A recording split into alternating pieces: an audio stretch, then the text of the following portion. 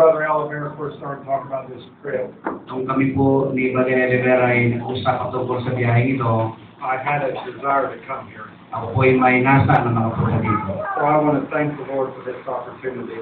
At ako po ay nagagalak sa pagkakataon ito. I count myself unworthy, but He is truly worthy. Tinitignan ko po ang sarili kong hindi karapat-dapat, ngunit ako ay binilang niyang karapat-dapat. And I am blessed. Ako po ay pinipakala. Why you look good tonight? Kayo pong lahat ay magagandang itsura ngayong gabi.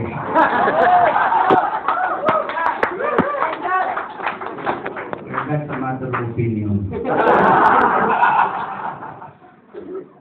Ito po yun.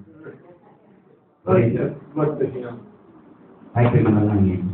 Heavenly Father, we'd ask this tonight, O Lord, that you would reach forward you can.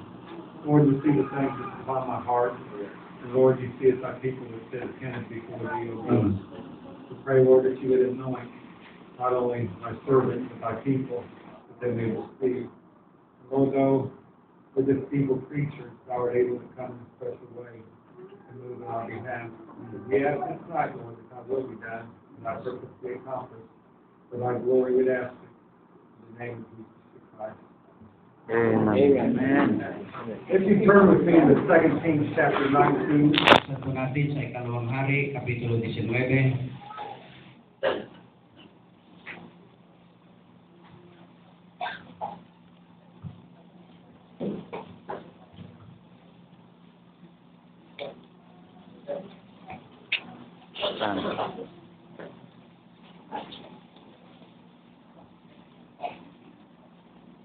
It's actually 1 Kings. Unang hari po. In verse 18, Kapitulo 9, versikulo 18. says, Yet I have left me 7,000 in Israel, all the knees which have now bowed unto Baal, and every mouth which has not kissed him. Hindi ka ba Tagalog tayo ulit? Okay. When I speak to the Lord this morning, Nung ako po'y nananalangin sa Panginoon kaninang umaga, this scripture came to me. ito pong talatang ito'y dumating sa akin. And then as we sat and talked before the service, At nung kami po ay nakaupo at nag-uusap bago ang gawain, the brothers were telling me how there was a time they didn't even know each other were around. nung po mga kapatid natin sa Central Bank kasi Brother Nestor ay nag-uusap, nung panahon sila hindi po magkakasama, I tell you, God had a people, ang Diyos po ay tunay na may mga pinili. and we really don't know what He's doing in the lives of a lot of people. At minsan hindi natin alam kung paano siya kumikilos sa buhay ng ibang tao. But I believe the Lord is moving in a marvelous way. Ngunit ang Diyos naniniwala akong kumikilos sa isang mahiwaga at makapangyarihang pagkilos. There is a story we want to look into tonight. Meron pong istorya na nais po natin tignan ngayong gabi. And if you'll turn with me in the book of Luke chapter 17, Buksan po natin sa Lucas 17, and we'll start with verse 28. versikulo 28.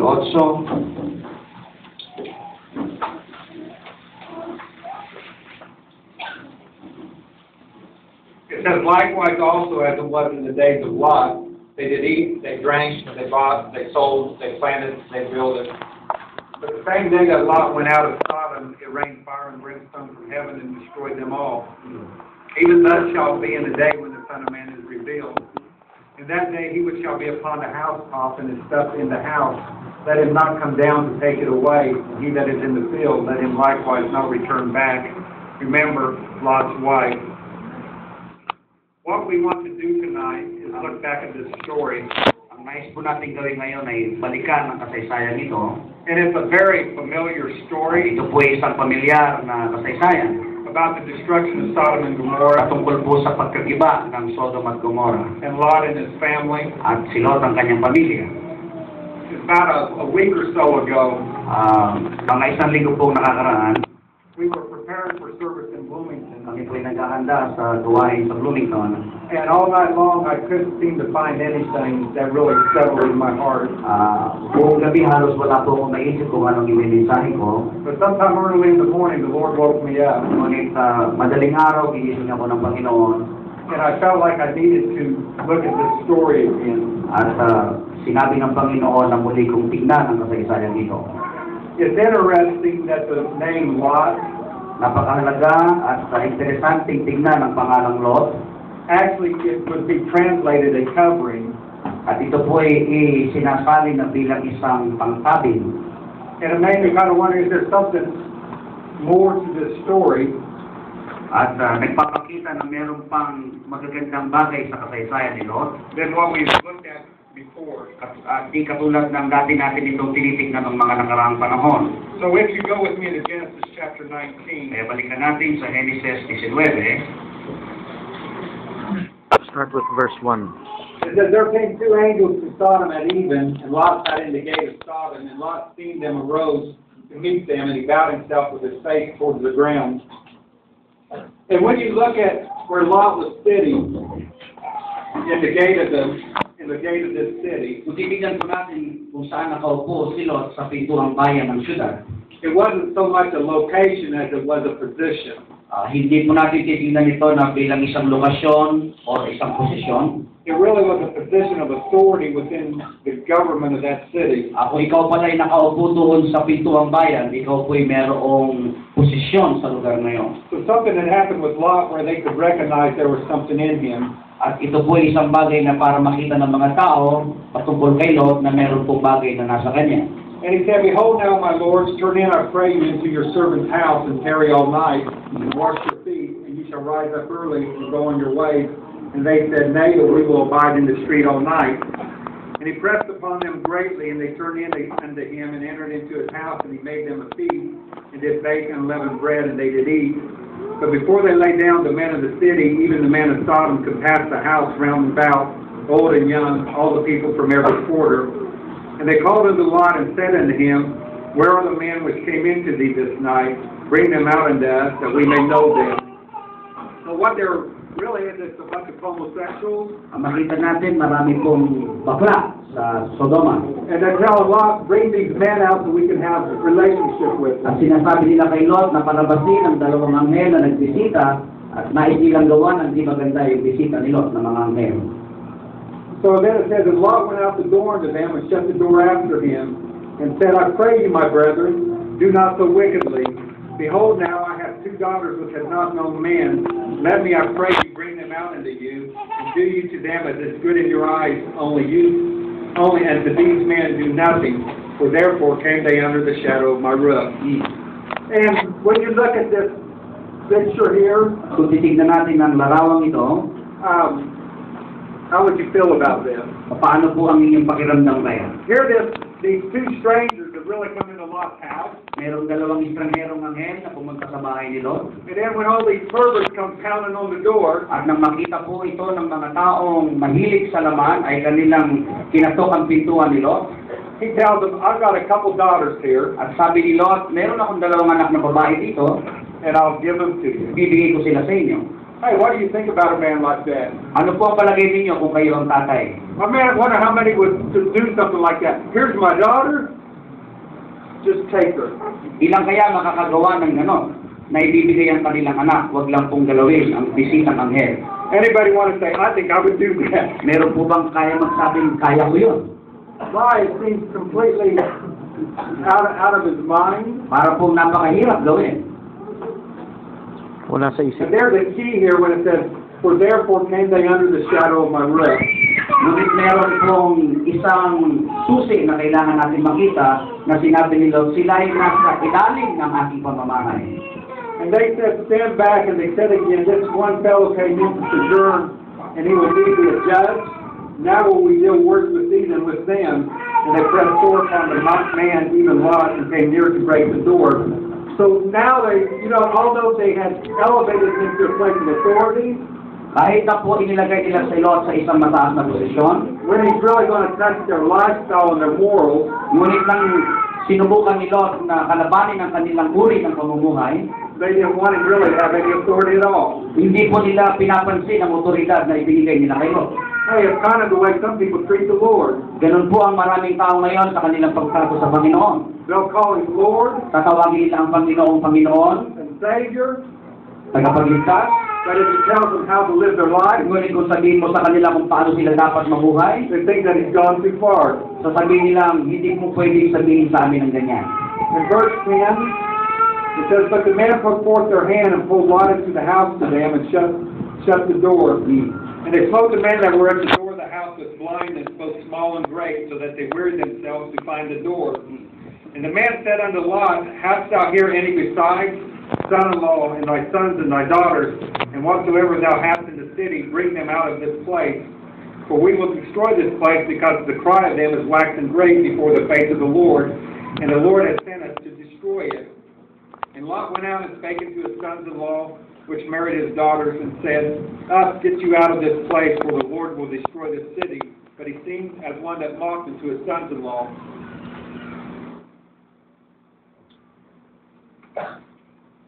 And when the morning arose, then the angels hastened Lot, saying, Arise, take thy wife and thy 2 daughters which are here, lest thou be consumed in the iniquity of the city. And while he lingered, the man laid hold upon his hand and upon the hand of his wife and upon the hand of his 2 daughters, the Lord being merciful unto them, and brought them forth and set him without the city. And it came to pass, when they had brought them forth abroad, that he said, Escape for thy life, look not behind thee, neither stay thou in all the plains, escape to the mountain, lest thou be consumed. And Lot said unto them, O, not so, my Lord. Behold, now thy servant hath found grace in thy sight, and thou hast magnified thy mercy, which thou hast showed me unto me in saving my life, and I cannot escape to the mountain, lest some evil take me, and I die. Behold, now this city is near to flee unto, and it is a little one. O, let me escape thither, is it not a little one, and my soul shall live. And he said unto him, See, I have accepted thee concerning this thing also, that I will not overthrow this city for which thou hast spoken. Haste thee, escape thither, for I cannot do anything till thou be come hither. Therefore the name of the city was called Zoar.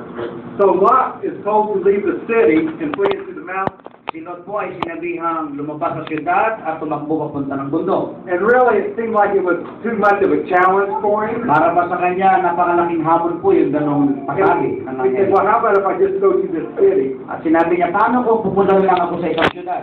Hey, that's how some people are. They don't really want to follow completely. Marami pong tao ganon. Pag sinabihan ng Panginoon, hindi nila gustong sundin tuloy-tuloy ang gustong sabihin ng Panginoon. They're really looking for something more convenient. Nagahanap sila ng isang konbinyenteng bagay sa pagsunod sa Diyos. But in God's mercy, He said, that's all right. You just go to that place.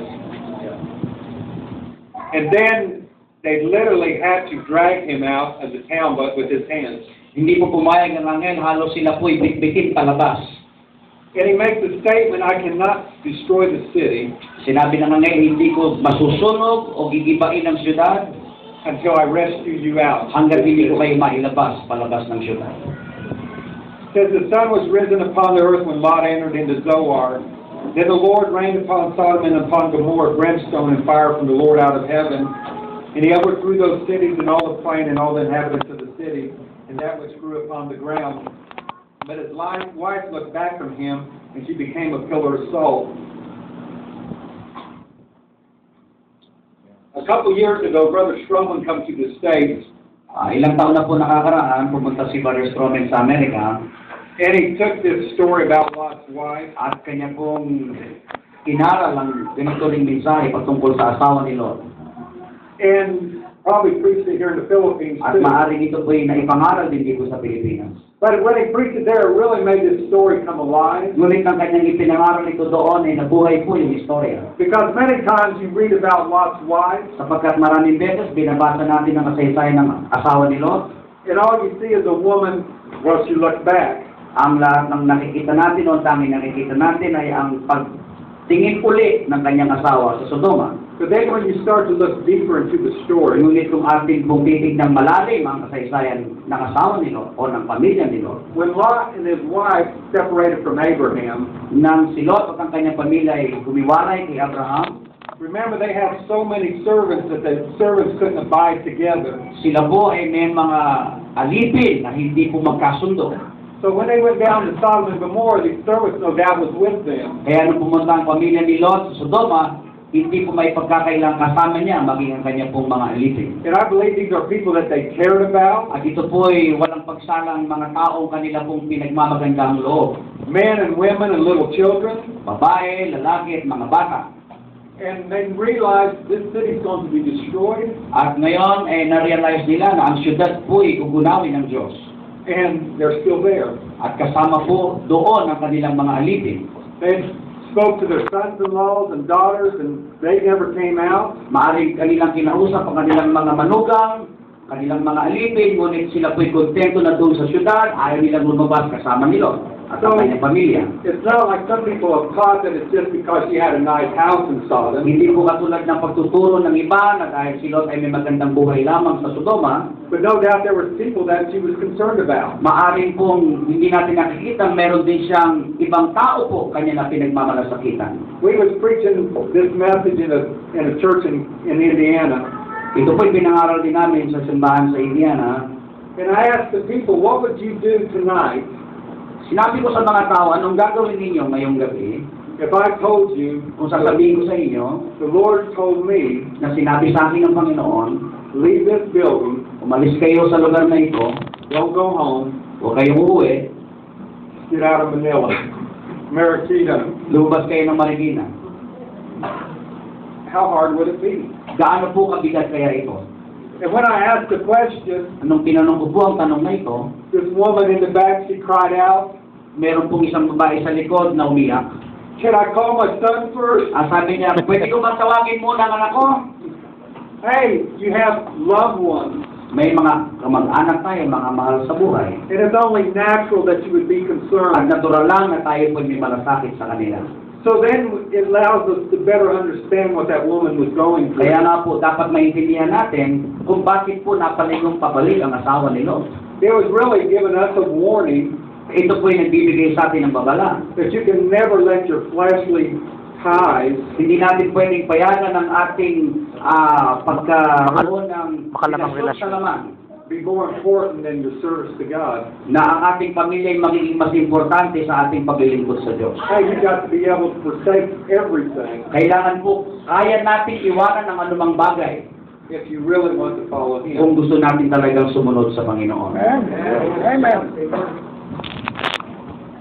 Matagal na akong hindi nakita.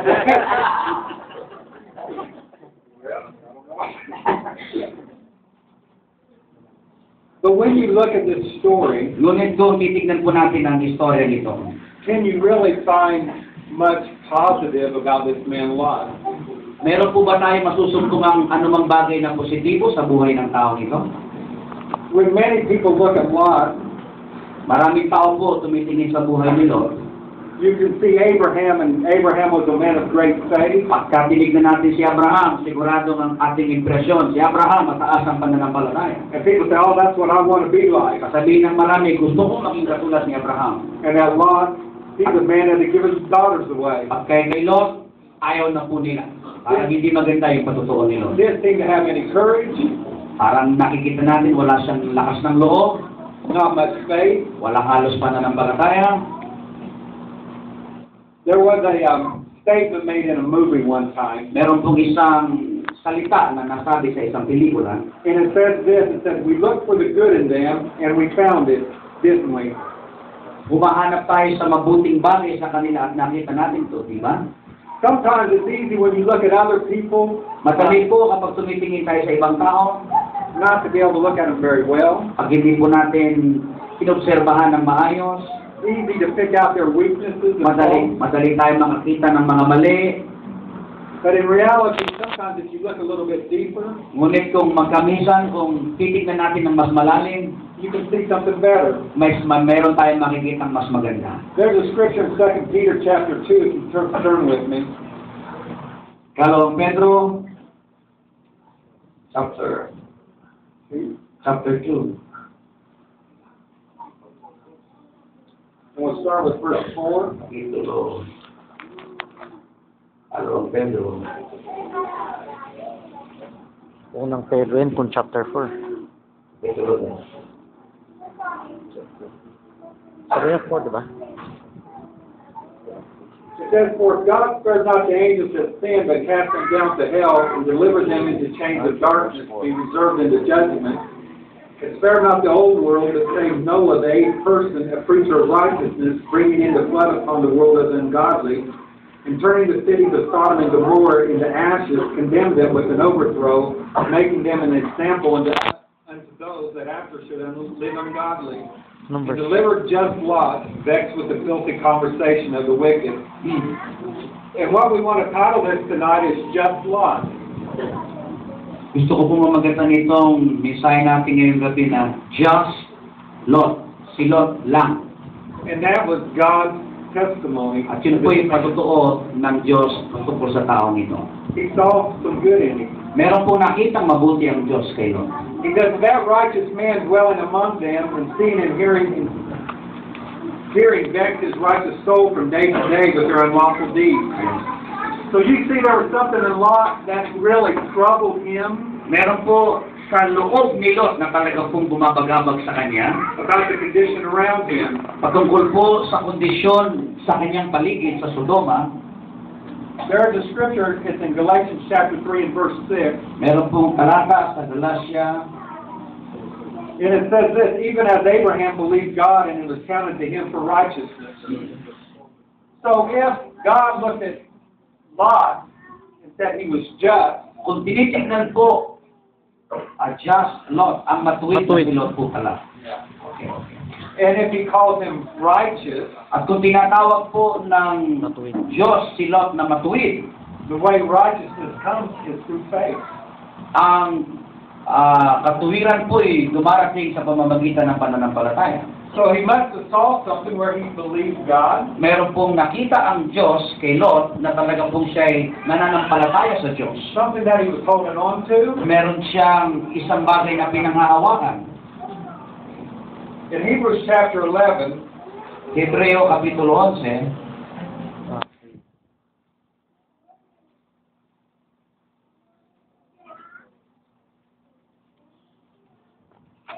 17, versikulo 17 po. 11:17 ng Hebreo. it says, by faith Abraham, when he was tried, offered up Isaac, as he that had received the promises offered up his only begotten son, of whom it was said that in Isaac shall thy seed be called, accounting that God was able to raise him up even from the dead, from whence also he received him in a figure. When we look at this, Abraham heard God, and God spoke to him to offer up Isaac. Ito po kung titignan natin na si Abraham po'y nakarinig ng salita ng Diyos at sinabing ihandog niya si Isaac na kanyang anak. Now, Abraham lived in a period of time where people did offer up their children in sacrifice. Si Abraham po'y nabuhay sa isang panahon na ang mga tao ay talagang naghahandog ng kanilang anak sa Diyos. So it must have been quite a challenge for Abraham Maaring ito po isang malaking hamon para kay Abraham to know that this really is the voice of God. na ito po talaga ay tinig ng Diyos. Now, I'm going to ask you a question. Meron po akong itatanong na tanong sa inyo. How many would be willing to offer up their child Ilan po ang merong kakayanan na ihandog ang kanilang sariling anak? and know that it was God speaking? At ito po ay pwede nating sabihin, ito ang pasabi ng Diyos sa akin. So we look at Abraham and we think, my, this is quite a man. At maaaring tignan natin si Abraham, may pambihirang tao ito. So I want to ask you another question. Tatanong ako sa inyo ng isang tanong ulit. Could it be possible Maaring posible po ba that Lot was inspired na si Lot ay na-inspirar to offer his daughter? na ihandog ang kanyang dalawang anak? Oh, you can say, Brother Tim never said that. Maaaring sabihin natin, hindi ganun ang sinabi ng talata. Hey, think about it. Pag-isipan po natin. Abraham offered his son, believing God was able to raise him. Si Abraham po ay naghandog, ihahandog ang kanyang anak, sumasampalatayang kayang buhayin ng Diyos muli ang kanyang anak. Could it be possible Posible po ba that Lot offered his daughters, na si Lot ay ibibigay din niya ang kanyang mga anak believing that God would protect them? na may paniniwala siyang poproteksyonan ng Diyos ang kanyang dalawang anak na babae? Something to think about. Pwede natin pag-isipan po. If you go to Genesis chapter 12, Kung buksan po natin sa Genesis 12, nakikita ninyo yung parallel, mga kapatid? Amen. Okay.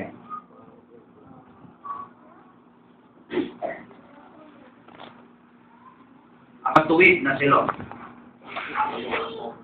Kasi akala ko just Lot. Pwede rin sabihin, si Lot lang. Eh, no? Pero ang matuwid na si Lot pala. Okay. Trying to correct my title. It says in verse 14, it came to pass that when Abram was coming to Egypt, the Egyptians beheld the woman that she was very fair. The princess also of Pharaoh saw her and commended her before Pharaoh, and the woman was taken into Pharaoh's house. And he entreated Abraham well for her sake, and he had sheep and oxen, and he asses and menservants and maidservants, and she asses and camels. And the Lord plagued Pharaoh and his house with great plagues because of Sarai, Abram's wife. And Pharaoh called Abram and said, What is this that thou hast done unto me? Why didst thou not tell me that she was thy wife? Why saidst thou, She is my sister, so I might have taken her to me to wife? Now therefore, behold thy wife, take her and go thy way.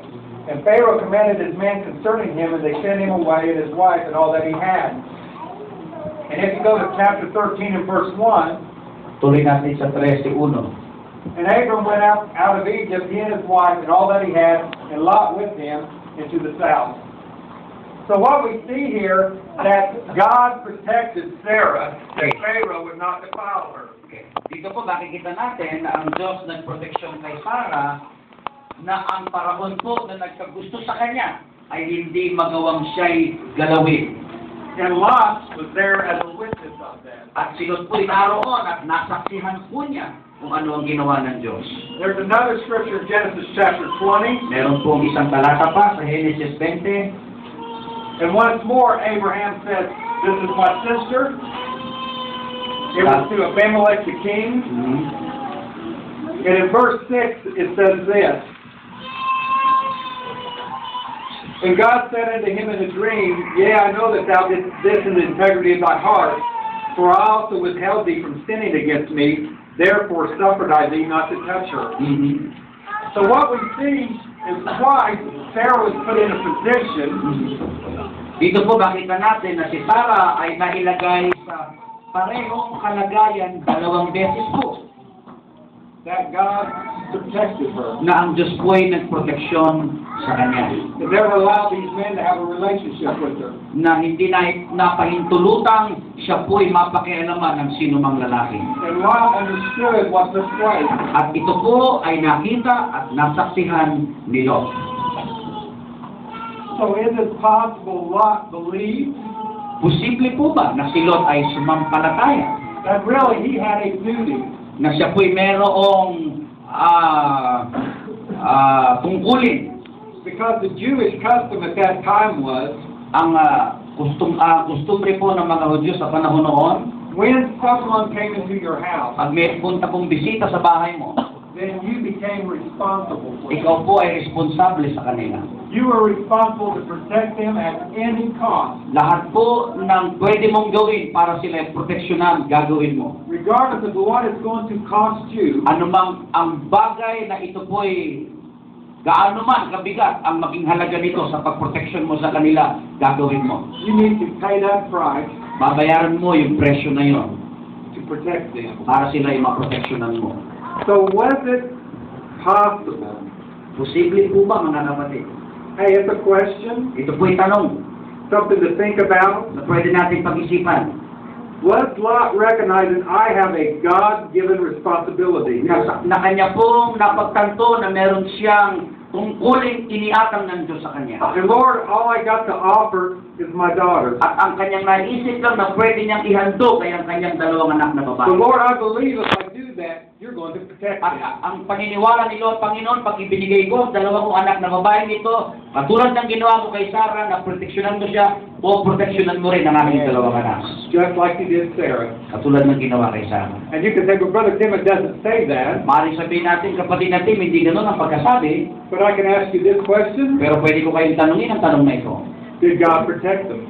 Pinoteksyonan po ba sila ng Diyos? He sure did. Totoo pong ginawa ng Diyos.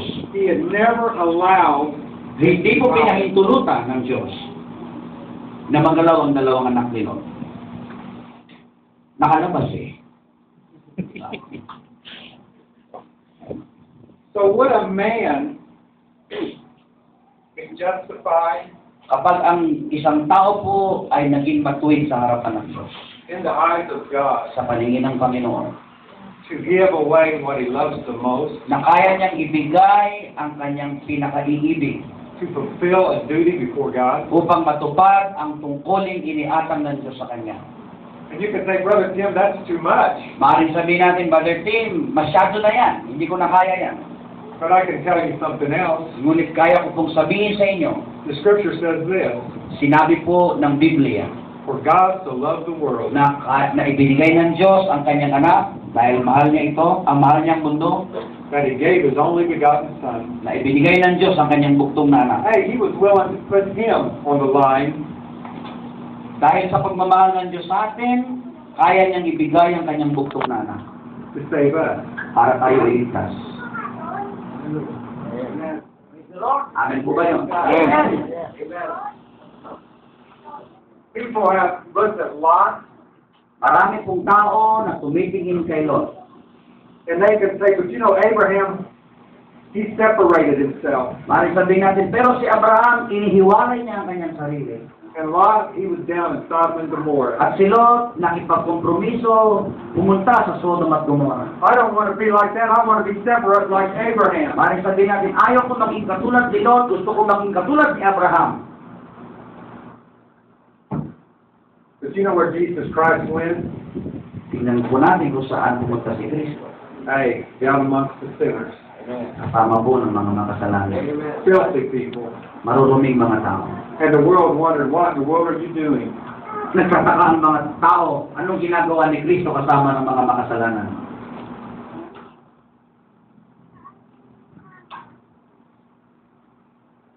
Brother, I got you thinking. Napaisip po ba kayo? Amen. You know, I really don't know exactly what happened with Lot. Alam po ninyo, hindi ko po alam eksakto kung anong nangyari kay Lot. And you can ask me the question, well, why are you preaching this if you don't know exactly what happened? Maaaring sasabihin nyo, bakit mo ipinangangaral ito kung hindi mo alam kung anong eksaktong nangyari sa kanya? Because I want to know exactly what the story was. Gusto ko po kasi malaman ang eksaktong istorya ng buhay niya. But the purpose of this message is this. Ngunit ang layunin po ng mensahe nito ay ito. Did I make you rethink about this story? Na nagawa ko bang mapaisip po kayong muli? Is it possible Posible po ba that this man that we've looked at as being weak, na ang taong si Lot na tinignan natin isang mahina, and full of unbelief, na punong-puno ng kawalang pananampalataya, was actually full of faith? na ang totoo po ay isang taong punong-puno ng pananampalataya? I can guarantee you this. When God looked at him, he saw something. Ako po ay gumagarantiya sa inyo nang sa tinignan ng Diyos, may nakita ang Diyos kay Lot. But the purpose of this message is this. Ngunit ang layunin po ng mensahe ito, Sometimes there is more to the story than you see. minsan po mayroong pang mas maraming bagay na napaluloob sa istorya kesa sa nakikita lang natin. Sometimes God's working in somebody's life and it don't make a bit of sense to you. Minsan po may ginagawa ang Diyos sa buhay ng ibang tao na para bang walang sense kung titignan natin. It's easy to look out there and say, that's not God, Madali po natin sabihin, hindi ang Diyos ang gumagawa niyan, because that's not the way he deals with me. sapagkat hindi ganon ang pagkilos ng Diyos sa buhay ko, But maybe ngunit maaari it's really God. na talagang ito'y kilos ng Diyos. And maybe when God looks at them, that he says, oh, they're righteous. At nang sila'y tignan ng Diyos, They are kaiba just. sa ating pagtingin, sila'y tinitignan ng Diyos bilang matuwid. They are just. Sila'y matuwid. I will tell you what happened to me personally. Gusto ko pong sabihin sa inyo ang nangyari sa akin, personal kong buhay.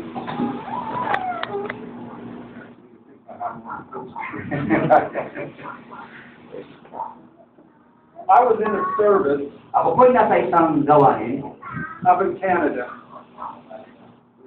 sa Canada. and this sister came up for prayer, and she was really troubled. Meron pong lumapit na isang kapatid na babae sa po'y pagabag. So I started talking about the promises of God At inumpisahan ko pong sabihin sa kanya mga pangako ng Panginoon. and telling her you need to just grab hold of these things. At sinabi ko sa kanya kailangan lang niyang tanganan ng mga pangako ng Panginoon. And that night we had preached about taking a step out in faith. At ang pinangaral ko po sa gabi na yon ay humakbang tayo ng may pananampalataya. So I looked at the sister and I said, let's take a walk. At tinignan ko po ang kapatid at sabi ko, sige, lumakad tayo.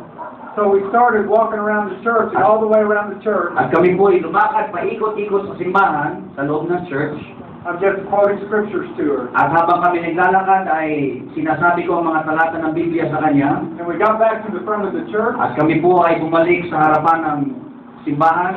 and I said, do you feel better? Sabi ko sa kanya, maganda na ba ang pakiramdam mo?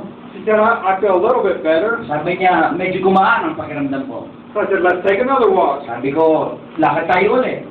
So we walked around again and I just kept on quoting more scripture to her. Lumakad kami, paikot-ikot, at patuloy ko po sinasabi ang mga talata ng Biblia. And by the time we got around to the front, At nung kami po'y nakabalik ulit sa harapan, this anointing hit ang presensya ng Diyos ay dumating, and we took a third lap. at kami po muli ay umikot sa ikatlong pagkakataon. But then we was running around the church. Hindi na po kami lumalakad, tumatakbo na po kami.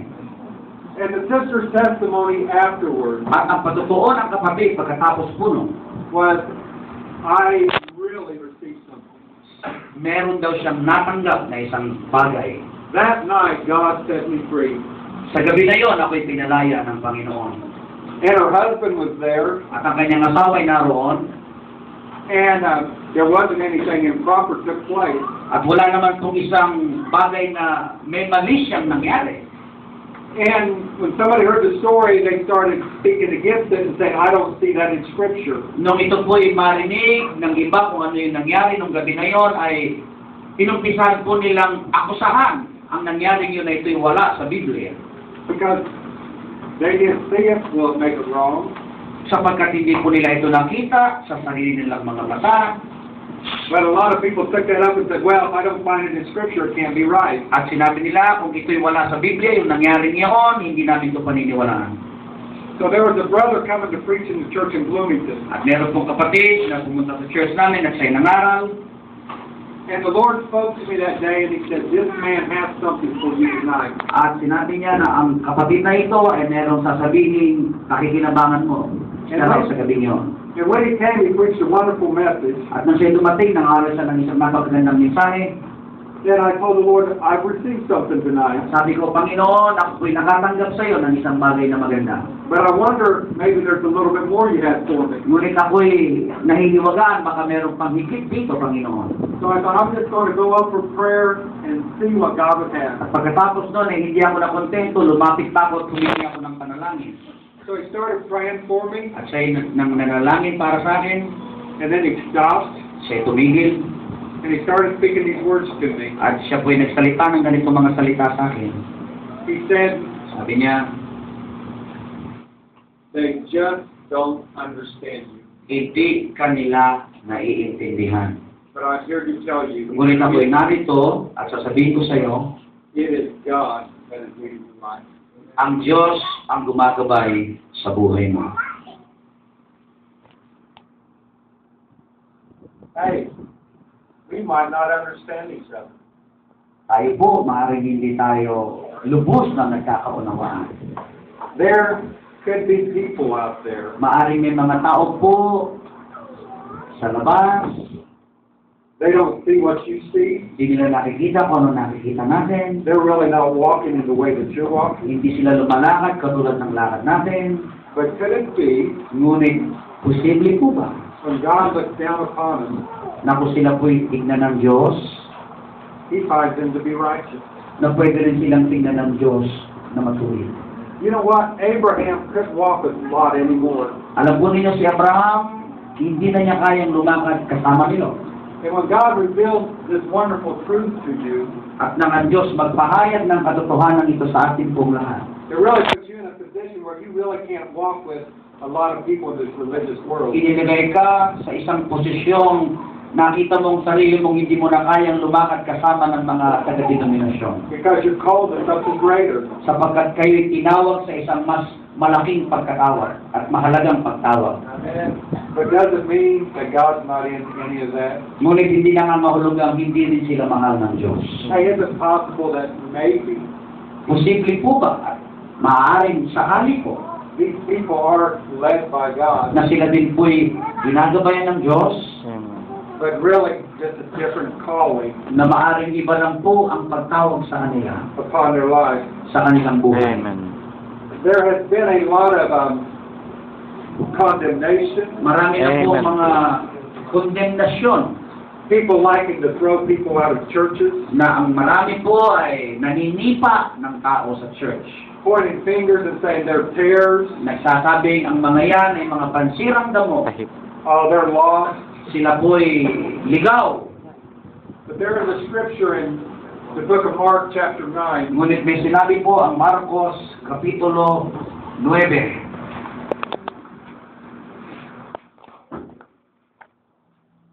Amen.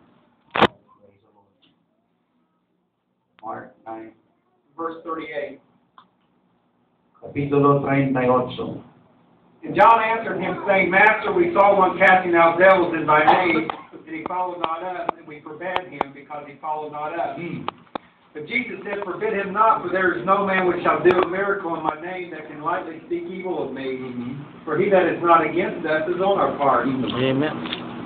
I tell you, that don't sound like what a lot of people are preaching today. Hindi po ito parang katulad ng mga naririnig nating pangangaral sa panahon natin ngayon. If you don't see everything the way I do, you're lost. Pagka sinabi po nila na kapag hindi tayo parehas na parehas, kayo'y ligaw. The best you can be, maybe a foolish virgin. Maaaring ang pinakamagandang kalalagayan po natin Mangmang na birhen. mangmang na birhen. I tell you, that's a nasty spirit. Yun po ay isang masama na espiritu. You know, one time the Lord asked Peter, will you follow me? Bisan po, sinabi ng Panginoon kay Peter, tinanong niya siya, And ikaw ba'y susunod sa akin? after asking him 3 times, Pagkatapos niya tanongin si Pedro 3 beses, Peter said, well, what about this man? sinabi ni Pedro, ano gagawin itong taong ito? He said, the Lord said, what's that to you? Ano pakialam mo sa kanya? Follow me. Sundan mo lang ako. Maybe I'm not going to show you what I'm going to ask him to do. Maaaring hindi ko sasabihin sa iyo kung ano gagawin ko sa buhay ng tao na yan. Hey, I believe we need to just follow God Sa tingin ko po, ang kailangan na natin gawin, sundan ang kilos ng Diyos sa buhay natin. and not be so concerned about throwing people out, At hindi tayo maging masyadong concerned na manipa ng tao sa labas ng church. but maybe look back and say, maybe God's really dealing with them. Maaaring sabihin natin at pag-isipan natin, maaaring ang Diyos kumikilos din sa buhay ng mga tao na yun. So really the point of this message is, Ang gusto ko pong sabihin at ang punto ng mensaheng ito, and you can say, Brother Tim, tell me something. maaaring sabihin natin, Brother Tim, sabihin mo sa amin ang isang bagay na pwede namin pakinabangan. You know what I'm here to tell you? Alam po ninyo kung anong ipinarito ko para sabihin sa inyo? Maybe you don't know. Maaaring hindi niyo po alam. Maybe you'll never know. Maaaring hindi niyo rin malalaman. Because you don't need to know. Maaaring hindi rin ninyo kailangan malaman. You need to walk with God. Ang kailangan na natin gawin, lumakad kasama ng Diyos. And fulfill His calling on your life. At tupin ang pagtawag ng Diyos sa bawat isa sa atin. You know what? I want to be like Abraham. Alam po ninyo, kung tatanungin ninyo, gusto kong maging katulad ni Abraham. I want to be the one that God testifies, this is my friend forever. Gusto kong maging isang katulad niya na sasabihin, sinabi ng Diyos, itong taong ito,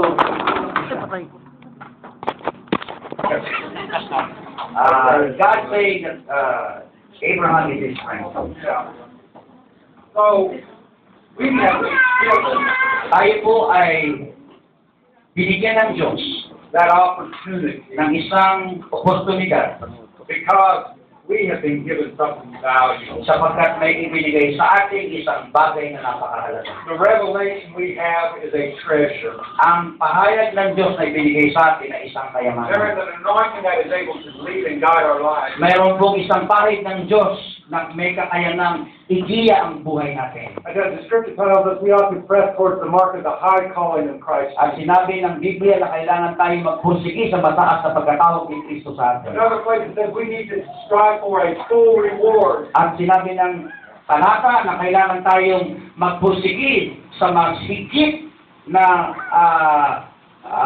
kapuluan ng ating gantimpala. So in other words, we ought to strive for everything we can get. Na ang ibig sabihin, kailangan tayo magpursige sa lahat ng mga bagay para makuha natin ang gantimpala ng Diyos. Claim the promises of God. Kunin natin ang mga pangako ng Diyos. Everything. Lahat ng mga pangako ng Diyos. The bride of Christ, the called, the elect, Ang pagkatawag sa atin bilang kasintahang babae, ang pinili ng Panginoong Diyos. who walk like Abraham by faith, Lumakad katulad ni Abraham sa pananampalataya. you know something else about Abraham? Ngunit gusto ko pong sabihin sa inyo, may bagay pa po kay Abraham. He was standing up on a hillside Siya po'y nakatayo sa isang bundok praying for life. na nanalangin para kayo. A man that God called just. Ang isang taong tinawag ng Panginoon na matuwid. A man that God called righteous. Ang isang taong tinawag ng Diyos na matuwid. The Lord told him one time, you seek to kill me, Sinabi ng Panginoon sa kanya, and he told Jesus. okay. Sinabi ng Panginoong Yesus sa mga Pariseo, kayo'y pinagnanasaan ninyo akong patayin. And you know, he said, you're not the children of Abraham, Sabi ng Panginoon, hindi kayo ang mga anak ni Abraham, because that wasn't the character of Abraham. sapagkat hindi yun ang karakter ni Abraham. Hey, we are the children of Abraham. Mga kapatid, tayo po'y mga anak ni Abraham. By faith. Sa pamamagitan ng pananampalataya. So if you're standing up on the hillside, At kung kayo po ay nakatayo sa isang bundok, and you're telling, Lord, there are a bunch of tares, at sasabihin ninyo ang panalangin ninyo, Lord, yung mga tao na yan, pasirang damo yan. bunch of unbelievers. Sila'y mga hindi mananampalataya. Judge them, Lord, let them have it. Hatulan mo sila, Panginoon. Gunawin mo sila, Panginoon. You ain't like Abraham. Hindi po tayo katulad ni Abraham, pag ganon ang panalangin natin. If you're looking up to that world, if you're looking to the world, Kung tayo po'y titingin sa mundo, and you're crying out, at tayo po'y umiiyak sa Panginoon, Lord, have mercy on them. ang dapat nating panalangin, Lord, mahabag po kayo sa kanila. Amen. They were more like Abraham. At tayo po'y dapat maging katulad ni Abraham. They had a woman come to work where I do, Meron pong isang babaeng na-hire sa kung saan ako nagtatrabaho.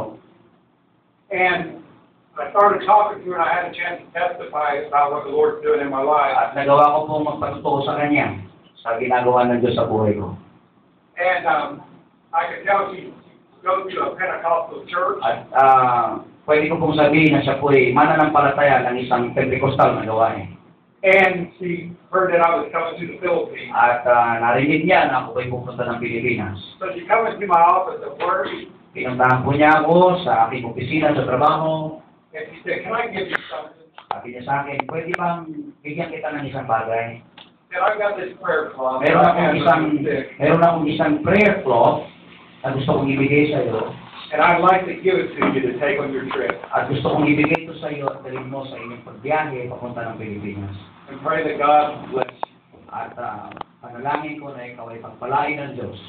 Hey, somebody could say, hey, you're walking not in the truth. Maaaring sabihin natin sa kanya, paano ko maniniwala wala ka sa katotohanan? So you know what I told her?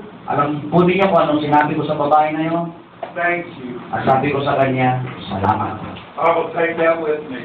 Kukunin ko yan at dadalhin ko yan sa pagbiyahe ko. And I checked my email while I'm here. At akin pong tinignan ang ating email pagdating ko dito. And this woman said, tell me how it's going in the Philippines. At sabi niya sa akin, pakisabi sa akin, ikwento mo sa akin kung anong ginagawa ng Diyos sa Pilipinas. Hey, you ain't never going to touch somebody by throwing them out. Eh, hindi po tayo makakahipo, makakakumbinsi, ninumang tao kung tayo po ay magtataboy sa kanila.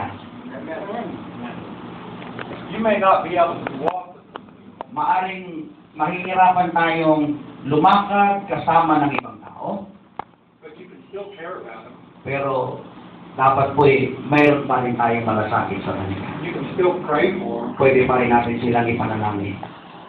And you can still recognize that maybe At pwede natin kilalanin na baka sakali. although they're not walking where I'm walking, Maaring kung hindi man sila lumalakad, kung saan ako lumalakad, maybe they're still walking with God. maaring sila din po ay lumalakad kasama ng Diyos.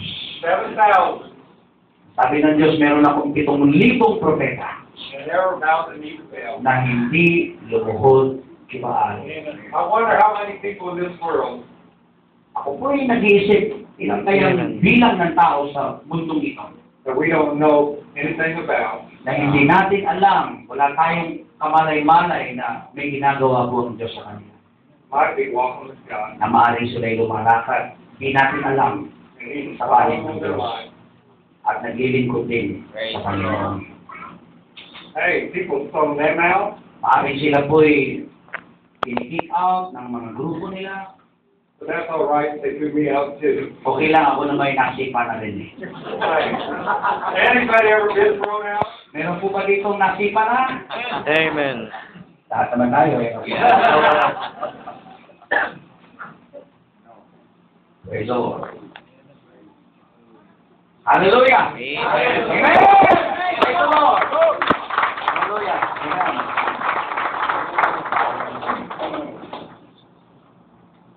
You know, it's interesting. It was been 28 years ago. Alam po ninyo, interesanteng bagay, siguro po mga 28 years na po ang nakakaraan. I was going through this little church where I first came to the Lord, Meron po akong pinuntahan na isang maliit na gawain nung ako po ay bago-bago sa Panginoon. and they started preaching some things that I didn't believe in. Meron silang pinangaral ng mga bagay na hindi ko po sinasampalatayaan. And one night, Brother Jackson gave me a call, At isang gabi, tinawagan po ako ni Brother Jackson. and I asked him this question. At tinanong ko po si Brother Jackson ang tanong na ito. Brother Jackson, where do I need to draw the line? Where do I need to separate? Ang sabi ko sa kanya, Brother Jackson, saan ako mag-draw the line sa ating pakikipag-fellowship sa mga taong iyon? And he told me, just stay true to what you believe, Sabi niya, manatili ka ng natutuo and when sa it's, iyong pananampalataya. time, At kung dumating ang panahon they'll throw you out. na ikaw ay kanilang sipain o i-kick out o Hey, paalisin. about 6 months later, Pagkatapos po ng 6 na buwan, they threw me out. ako po ay pinalis nila. And when it happened, At nung ito po ay nangyari, I knew that's exactly what I told her was supposed to happen. at katulad ng inaasahan ko na nangyari nga po. So I went on happy. At ako po ay masaya na kahit ganun po ang ginawang pagtatapos sa akin. And I tell you, about 6 years ago, Ngunit 6 na taon po ang nakakaraan, the people from the church that threw me out 20-some years ago, yung po mga tao na nagsipa sa akin, mahigit 20 years ago na, called me up and said, would you mind coming up here and preaching for us? ay muli ako tinawagan at sinabi, pwede ka bang dumating dito at mangaral ka uli sa amin? Maybe God was with them all along. Maaaring hindi natin alam na may ginagawa po ang Diyos sa buhay nila. And we was both walking with the Lord, At maaaring kami po parehas ay lumalakad sa Diyos. separated for a season. Maaaring hiwalay sa ilang panahon. But there would come an hour when we joined back together. Ngunit darating ang panahon, magkikita rin po kami sa dulo. And God would be pleased. At ang Diyos po ay magiging malugod. And if you never come back together, At kung maaaring hindi kayo magsama ulit, to say, Lord bless you, ang sabihin natin, pagpalain ka ng Diyos, kapatid. and pray that somewhere they will find mercy and grace. At sabihin natin, sana sa unahan ng buhay nila, masumpungan nila ang biyaya at awa ng Panginoon. If you say, but Brother Tim, I don't think they're walking as close to God as they should, Maaaring sabihin natin, Brother Tim, nakikita ko hindi sila lumalakad ng ganun kalapit sa Panginoon. I want to ask you this question. Tatanungin ko po rin kayo, Are you walking as close as you should? kayo ba'y lumalakad ng malapit sa Panginoon para tayo maghusga na ang iba'y hindi lumalakad ng malapit sa Panginoon? Maybe we just need to love one another Maaaring ang kailangan na natin gawin eh, mahalan tayo. and leave those things in the hands of God. At iwanan natin ang mga bagay na wala sa kontrol natin sa kamay ng Panginoon Diyos. That is truly able to look into the very depths of the heart of a man. Sapagkat ang Diyos lang ang nakakakanto sa saloobin ng puso. Well, what I can tell you tonight, Pwede ko lang sabihin sa inyo, silupin ito mga kapatid. walk as close as you can. Lumakad tayong malapit sa Panginoon. We was talking in Brother Oliver's church Nung siya po'y nangaral sa Angeles, really about searching yourself. Am I walking with God? sa isang tema na siyasatin natin ang ating puso kung ako ay lumalakad ng malapit sa Panginoon. Is my heart truly in tune with Him? Isang tanong at mensaheng ako ba talaga'y nakapaglilingkod at lumalakad ng may kaayusan sa Panginoon. Lord, are you pleased with me? Tanong na, Lord, kayo ba'y nalulugod sa akin? It's a good way to start the year. Napakagandang bagay po ang ganito sa pag-umpisa ng bagong taon. So when I would challenge you, walk like Abraham, Ang pwede kong sabihin sa inyo na isang hamon, lumakad kayong tulad ni Abraham. you can do it. Kaya natin ito, mga kapatid. Amen. But if you walk like Lot, Ngunit kung ang lakad natin ay katulad ng kayo, I still love you. mamahalin ko pa rin po kayo. And you're still looking beautiful to me. At kayo po'y magaganda pa rin sa aming paningin. Well, I think I've delivered what the Lord put on my heart. Tingin ko po, yun lang ang gustong ipasabi ng Diyos sa atin sa galing ito. The only thing I hate to close, Isang bagay lang na ayaw kong gawin sa pagsasara, because there's such an anointing here right now, sapagkat naniniwala po kung meron pong matinding presensya ng Panginoon sa mga sandali na ito. but I don't know if I want to move down with you. Ako po'y nag-iisip kung gusto ko nang tumigil o hindi. Thank you. Salamat po. Thank you. Salamat po.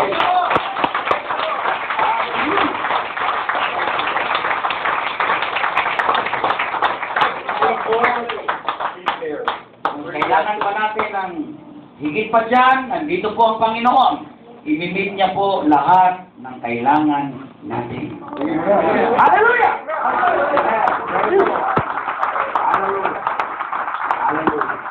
Hallelujah!